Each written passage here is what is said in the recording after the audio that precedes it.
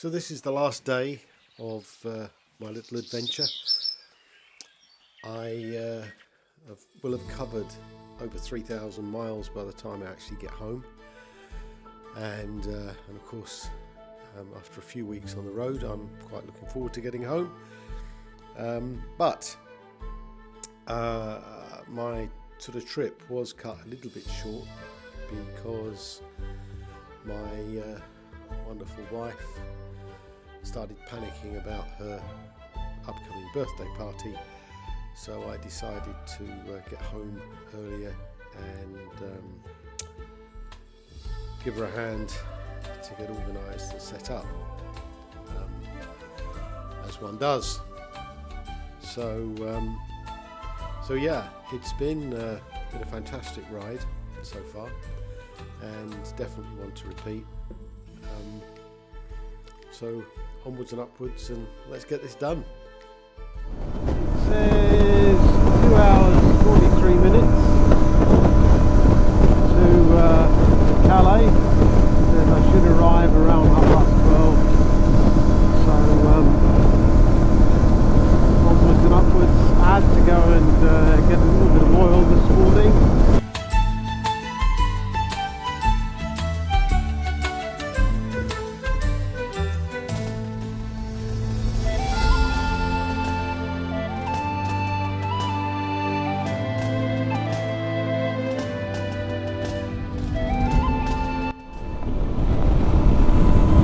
So, I don't know if you can hear anything through this wind noise. Some serious buffeting going on. But anyway, we are about 60 miles from Calais. This is 59 minutes. We've done 2,927 miles on the bike, and we are heading north, Miss Tessmarker, to home and hearth. This ride from Reims is not a very nice ride, actually. Very flat, very windy, huge amount of buffeting. And of course, you know, I'm keen to get to Calais. Interesting that the west side of France is incredibly well kept and clipped and beautiful, whereas this side seems to be very utility, and it may be because it's obviously a huge farming area and so on, and maybe less attractive to holiday makers and so on. But yeah, it's a bit more utility. The towns are almost, you know, not threatening, but there's poverty, there's people milling around and stuff, like everywhere these days. But nonetheless, I mean, wow, every day's amazing, right? So we've made it to the P&O ferries check-in, and that's what we're doing. A bit of a huffety-buffety ride so far up here. Quite hard work, but we made it. We made it. Onwards and upwards. Well, we made it to the port, and we've gone through check-in and got our tickets and bits. Passed through inspection, and now we are queuing in the forever queue for whatever comes next. But at least we got to the ferry. So I guess this is the I don't know, the frustrating bit. We're obviously in the queue. The next ferry is at 3 o'clock. It's about 20 past 1, and we went through the first ticket and passport presentation thing and got all our details, and then we were sent to all of these lanes, and of course all the other lanes are moving faster than mine, it would seem. what to do. Yes, mate, that's why you wear a crash helmet. Nod. Anyway, all rock and roll. A couple of lovely bikes there.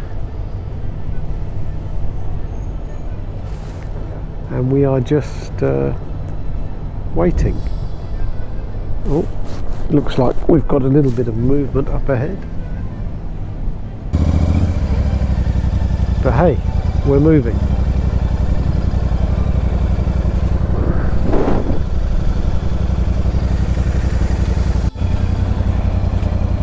Also worth mentioning that we've actually now done 2,990.2 miles. I think we're definitely going to hit the 3,000 mile mark by the time we get home for dinner. So a pretty awesome trip.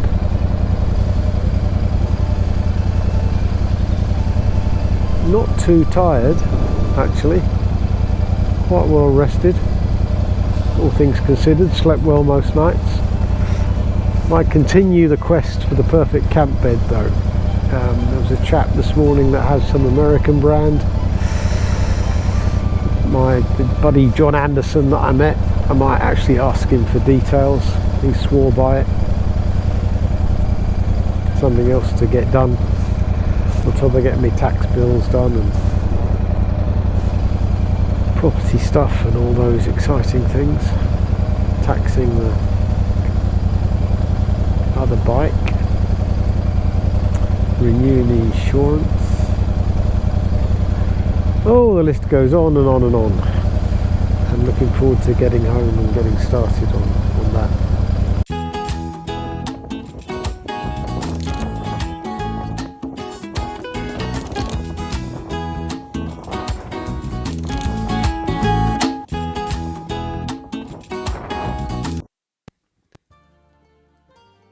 So as you've seen, I made it safe and sound back home, and the family were actually very happy to see me, and we had a couple of glasses of champagne and a lovely meal which my dear wife had prepared, and yeah, it was quite the adventure.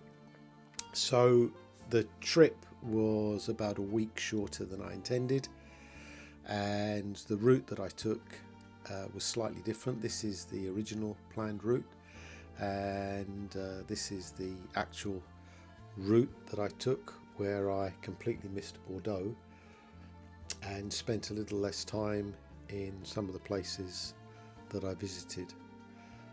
But it was all okay, it was wonderful, and I got home safe and sound and in time to help plan my dear wife's birthday party.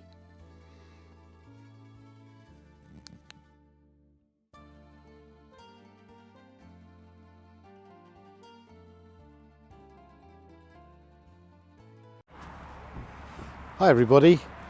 So I had a wonderful trip. Oh, so many wonderful memories and sights and so on. And yeah, it was nice to get home, but yeah, I'm looking forward to more adventures now that I've done one.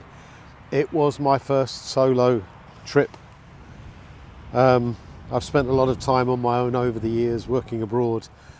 So I've had, plenty of holidays and so on my own, but this is certainly the first one on a motorcycle and solo. So I wanted to do a little bit of an epilogue because I think I learnt a lot, and maybe some of my diatribe will benefit others. So yeah, so I made a few notes and I'll refer to them a little bit, but I think the most important thing before you start planning, decide whether you're going to have a sightseeing adventure or an adventure travelling and seeing sights. If you do the former, then there is a lot of planning. Where you're going to stay, how long you're going to stay, what you're going to do. Whereas if you're going to travel and see sights, you can literally pack your bike, get on it and go, and that's what I did for the most part. I had a general route planned and my time was flexible, and I just went. And I loved it, and I will try and continue to do things like that. You know, are you a social creature, or are you happy with your own company? I'm very happy with my own company, maybe being an old miserable bugger. But I love the flexibility and the independence of travelling by myself. So you've got to decide on that. If you're going to go with a group, then again there's probably a little bit more planning, so that you don't end up with massive discussions every day about where to go, what to do, when to leave, when to go to bed, when to get up, and so on. So if you're going to record your journey the way I did, then there were certainly some lessons learned along the way. Get very, very familiar with all your equipment. I was one of these clever buggers that went and bought an Insta360 camera and a GoPro, and really didn't spend enough time getting to know my kit, its capabilities, and of course its limitations. As a result, my filming wasn't always particularly good, dialogue wasn't always particularly good, and you know, there were times when I was very disappointed with the results. For example, you know, setting the camera up on the helmet is, with your GoPro, is really important. So I had times when I was travelling along and filming almost the sky, and other times when I was pointing right down at the windshield the whole time. There were times when I was using voice recognition, and you know, the difference between stop recording for the Insta360 and GoPro stop recording can be a bit confusing for the kit. I often had the camera switched off while I was going through my diatribe in some wonderful locations, and then switched it on again by accident when I was travelling for miles and miles and miles on the motorways. So it is important, you know, set your kit up, get started, stop, do a quick playback, make sure it's all working, and so on. Downloading footage, I mean, my original plan was to simply, you know, get home in the evening, pitch my tent, download, edit, and then upload. Well, that's great, except, you know, first of all, these are big files, and after sitting in the tent for what seems like hours and things were only 25% downloaded, and then considering slow internet speeds and so on, I just decided in the end that I would record the trip and then try to do all the editing and stuff when I got home. Again, at least check what you filmed for the day, and if you're going to do the latter, then make sure that you've got plenty of storage.